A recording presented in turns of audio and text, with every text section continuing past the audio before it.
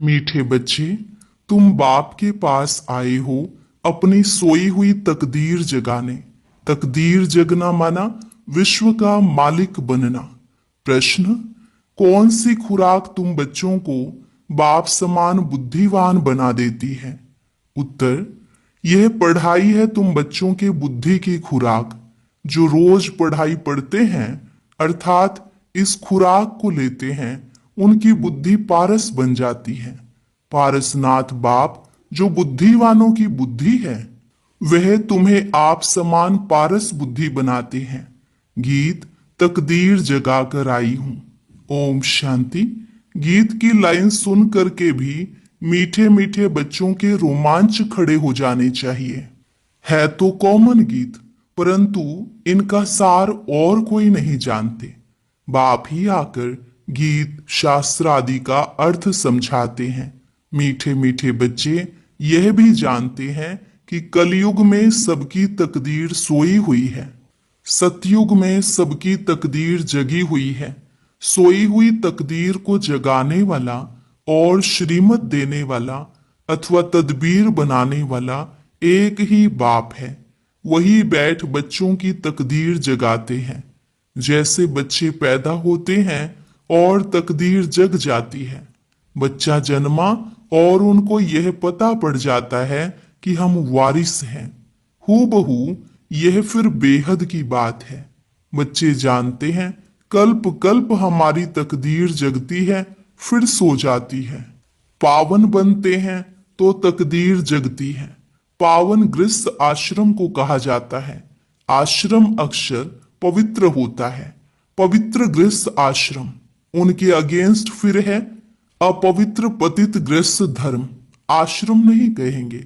गृहस्थ धर्म तो सबका है ही, जानवरों में भी है। बच्चे तो सब पैदा करते ही हैं, जानवरों को भी कहेंगे गृहस्थ धर्म में है। अब बच्चे जानते हैं हम स्वर्ग में पवित्र गृहस्थ आश्रम में थे, देवी देवता थे। उन्हों की महिमा भी गाते हैं, सर्व गुण संपन्न 16 कला संपूर्ण। तुम खुद भी गाते थे। अब समझते हो हम मनुष्य से देवता फिर से बन रहे हैं। गायन भी है मनुष्य से देवता की एक करत न लागी वार। ब्रह्मा विष्णु शंकर को भी देवता कहते हैं। ब्रह्मा देवताय नमः, फिर कहते हैं शिव परमात्माय नमः। अभी उनका अर्थ भी तुम जानते हो। वह तो अंधश्रद्धा से सिर्फ कह देते हैं। अब शंकर देवताय नमः कहेंगे, शिव के लिए कहेंगे शिव परमात्माय नमः। तो फर्क हुआ ना। वह देवता हो गया, वह परमात्मा हो गया। शिव और शंकर को एक कह नहीं सकते। तुम जानते हो हम बरोबर पत्थर बुद्धि थे, अब पारस बुद्धि बन रहे हैं। देवताओं को तो पत्थर बुद्धि नहीं कहेंगे। फिर ड्रामानुसार रावण राज्य में सीढ़ी उतरनी है। पारस बुद्धि से पत्थर बुद्धि बनना है। सबसे बुद्धिवान तो एक ही बाप है। अभी तुम्हारी बुद्धि में दम नहीं रहा है। बाप उनको बैठ पारस बुद्धि बनाते हैं। तुम यहां आते हो पारस बुद्धि बनने। पारसनाथ के भी मंदिर हैं, वहां मेले लगते हैं, परंतु यह किसको पता नहीं कि पारसनाथ कौन है। वास्तव में पारस बनाने वाला तो बाप ही है। वह है बुद्धिवानों की बुद्धि। यह ज्ञान है तुम बच्चों की बुद्धि के लिए खुराक। इससे बुद्धि कितनी पलटती है। यह दुनिया है कांटों का जंगल, कितना एक दो को दुख देते हैं। अभी है ही तमो प्रधान रौरव नर्क। गरुड़ पुराण में तो बहुत रोचक बातें लिख दी हैं। अभी तुम बच्चों की बुद्धि को खुराक मिल रही है। बेहद का बाप खुराक दे रहे हैं। यह है पढ़ाई। इसको ज्ञान अमृत भी कहते हैं। कोई जल आदि है नहीं। आजकल सब चीजों को अमृत कह देते हैं। गंगा जल को भी अमृत कहते हैं। देवताओं के पैर धोकर पानी रखते हैं, उनको अमृत कह देते हैं। अब यह भी बुद्धि से समझने की बात है ना। यह अंजलि अमृत है, वो पतित पावनी गंगा का जल अमृत है। अंजलि जो देते हैं वह ऐसे नहीं कहते कि यह पतितों को पावन बनाने वाला है। गंगा जल के लिए कहते हैं पतित पावनी है। कहते भी हैं मनुष्य मरे तो गंगा जल मुख में हो। दिखाते हैं अर्जुन ने बाण मारा फिर अमृत जल पिलाया। तुम बच्चों ने कोई बाण आदि नहीं चलाए हैं। एक गांव है जहां बाणों से लड़ते हैं। वहां के राजा को ईश्वर का अवतार कहते हैं। अब ईश्वर का अवतार तो कोई हो नहीं सकता। वास्तव में सच्चा सच्चा सतगुरु तो एक ही है, जो सर्व का सदगति दाता है, जो सभी आत्माओं को साथ ले जाते हैं। बाप के सिवाय वापिस कोई भी ले जा नहीं सकता। ब्रह्म में लीन हो जाने की भी बात नहीं है। यह नाटक बना हुआ है। सृष्टि का चक्र अनादि फिरता ही रहता है। वर्ल्ड की हिस्ट्री ज्योग्राफी कैसे रिपीट होती है, यह अभी तुम जानते हो, और कोई नहीं जानता। मनुष्य अर्थात आत्माएं अपने बाप रचयिता को भी नहीं जानती हैं। जिसको याद भी करते हैं वो गॉड फादर। हद के बाप को कभी गॉड फादर नहीं कहेंगे। गॉड फादर अक्षर बहुत रिस्पेक्ट से कहते हैं। उनके लिए ही गाते हैं पतित पावन दुख हरता सुख करता है। एक तरफ कहते हैं वह दुख हरता सुख करता है, और जब कोई दुख होता है, वह बच्चा आदि मर जाता है, तो कह देते ईश्वर ही दुख सुख देता है। ईश्वर ने हमारा बच्चा ले लिया, यह क्या किया। अब महिमा एक गाते हैं और फिर कुछ होता है तो ईश्वर को गालियां देते हैं। कहते भी हैं ईश्वर ने बच्चा दिया है, फिर अगर उसने वापस ले लिया तो तुम रोते क्यों हो। ईश्वर के पास गया ना। सतयुग में कभी कोई रोते नहीं। बाप समझाते हैं रोने की तो कोई दरकार नहीं। आत्मा को अपने हिसाब किताब अनुसार जाए दूसरा पार्ट बजाना है। ज्ञान न होने कारण मनुष्य कितना रोते हैं, जैसे पागल हो जाते हैं। यहां तो बाप समझाते हैं अम्मा मरे तो भी हलवा खाना, नष्टो मोहा होना है। हमारा तो एक ही बेहद का बाप है, दूसरा ना कोई। ऐसी अवस्था बच्चों की होनी चाहिए। मोहजीत राजा की कथा भी सुनी है ना। यह है सब दंत कथाएं। सतयुग में कभी दुख की बात नहीं होती, न कभी अकाले मृत्यु होती है। तुम बच्चे जानते हो हम अभी काल पर जीत पाते हैं। बाप को महाकाल भी कहते हैं। कालों का काल तुमको काल पर जीत पहनाते हैं, अर्थात काल कभी खाता नहीं। काल आत्मा को तो नहीं खा सकता। आत्मा एक शरीर छोड़ दूसरा लेती है, उसको कहते हैं काल खा गया। बाकी काल कोई चीज नहीं है। मनुष्य महिमा गाते रहते हैं, समझ से कुछ भी नहीं। गाते हैं अच्युतम केशवम, अर्थ कुछ नहीं समझ से। बिल्कुल ही मनुष्य समझ से बाहर हो गए हैं। बाप समझाते हैं यह 5 विकार तुम्हारी बुद्धि को कितना खराब कर देते हैं। कितने मनुष्य बद्रीनाथ आदि पर जाते हैं। आज 2 लाख गए, 4 लाख गए। बड़े बड़े ऑफिसर्स भी जाते हैं तीर्थ करने। तुम तो जाते नहीं, तो वह कहेंगे यह बीके तो नास्तिक है, क्योंकि भक्ति नहीं करते। तुम फिर कहते हो जो भगवान को नहीं जानते वो नास्तिक हैं। बाप को तो कोई नहीं जानते, इसलिए इनको ऑर्फन की दुनिया कहा जाता है। कितना आपस में लड़ते झगड़ते रहते हैं। यह सारी दुनिया बाबा का घर है ना। बाप सारी दुनिया के बच्चों को पतित से पावन बनाते हैं। आधा कल्प बरोबर पावन दुनिया थी ना। गाते भी हैं राम राजा, राम प्रजा, राम साहूकार है। वहां फिर अधर्म की बात कैसे हो सकती। कहते भी हैं वहां शेर बकरी इकट्ठे जल पीते हैं। फिर वहां रावण आदि कहां से आए, समझते नहीं।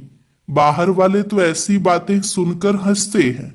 तुम बच्चे जानते हो अभी ज्ञान का सागर बाप आकर हमें ज्ञान देते हैं।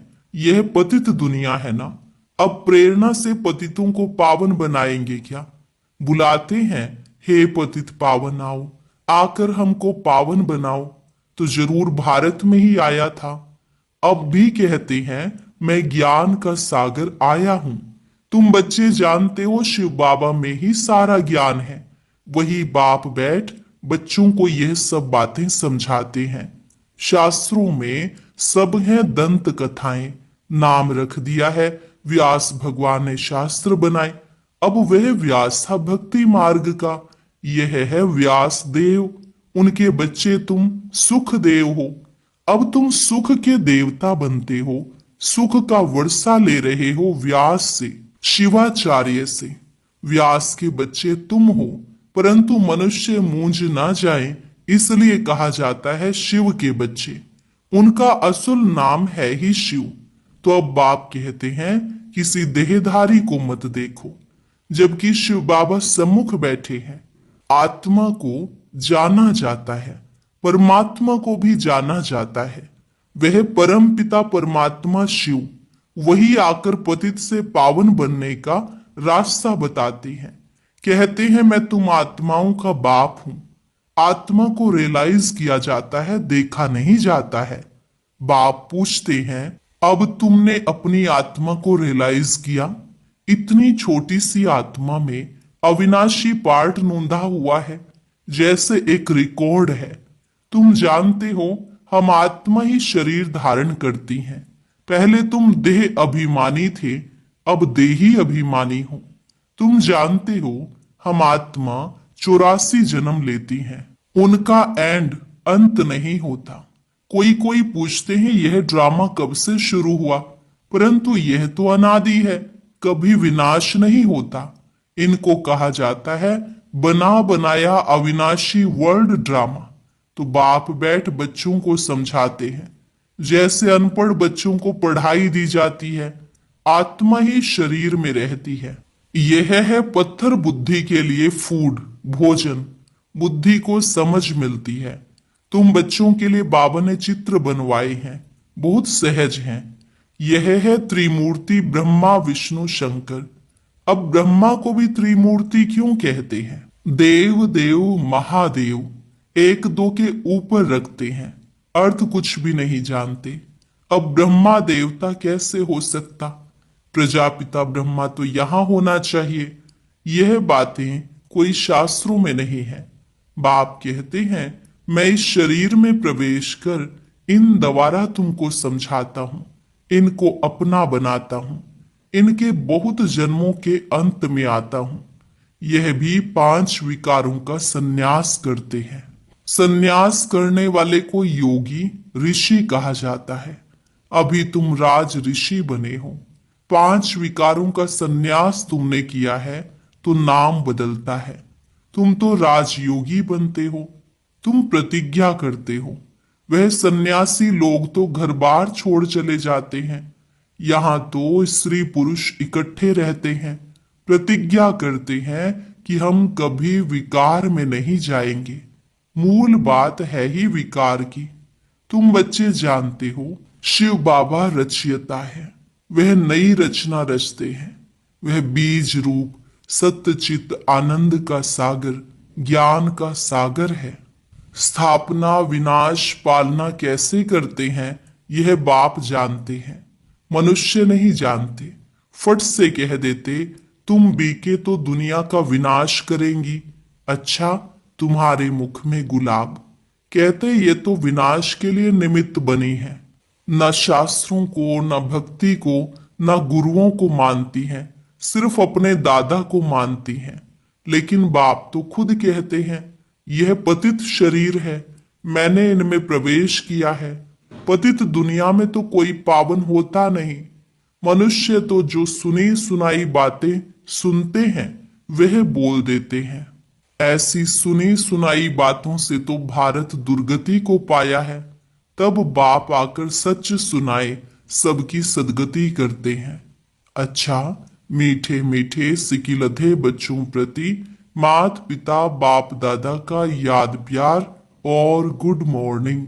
रूहानी बाप की रूहानी बच्चों को नमस्ते। रूहानी बच्चों की रूहानी बाप दादा को नमस्ते नमस्ते, गुड मॉर्निंग। शुक्रिया बाबा, शुक्रिया। धारणा के लिए मुख्य सार, बाप से सुख का वर्षा लेकर सुख का देवता बनना है, सबको सुख देना है। राज ऋषि बनने के लिए सर्व विकारों का संन्यास करना है। पढ़ाई ही सच्ची खुराक है।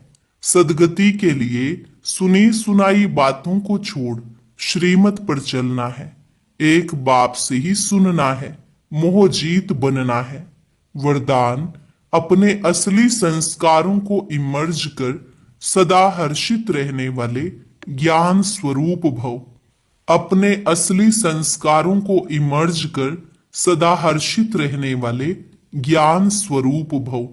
जो बच्चे ज्ञान का सिमरन कर उसका स्वरूप बनते हैं, वह सदा हर्षित रहते हैं। सदा हर्षित रहना यह ब्राह्मण जीवन का असली संस्कार है। दिव्य गुण अपनी चीज है, अवगुण माया की चीज है। जो संग दोष से आ गए हैं, अब उसे पीठ दे दो और अपने ऑल माइटी अथॉरिटी की पोजीशन पर रहो, तो सदा हर्षित रहेंगे। कोई भी आसुरी व व्यर्थ संस्कार सामने आने की हिम्मत भी नहीं रख सकेंगे। स्लोगन, संपूर्णता का लक्ष्य सामने रखो तो संकल्प में भी कोई आकर्षण आकर्षित नहीं कर सकती। संपूर्णता का लक्ष्य सामने रखो तो संकल्प में भी कोई आकर्षण आकर्षित नहीं कर सकती। अव्यक्त इशारे, एकता और विश्वास की विशेषता द्वारा सफलता संपन्न बनो। एकता के लिए एक रूहानी ताबीज सदा अपने पास रखना कि रिगार्ड देना ही रिगार्ड लेना है। यह रिगार्ड का रिकॉर्ड सफलता का अविनाशी रिकॉर्ड हो जाएगा। मुख पर एक ही सफलता का मंत्र हो, पहले आप। यह महामंत्र मन से पक्का रहे। यथार्थ रूप से पहले मैं को मिटाकर दूसरे को आगे बढ़ाना, सो अपना बढ़ना समझते हुए इस महामंत्र को आगे बढ़ाते सफलता को पाते रहो। यह मंत्र और ताबीज सदा साथ रहे तो प्रत्यक्षता का नगाड़ा बज जाएगा।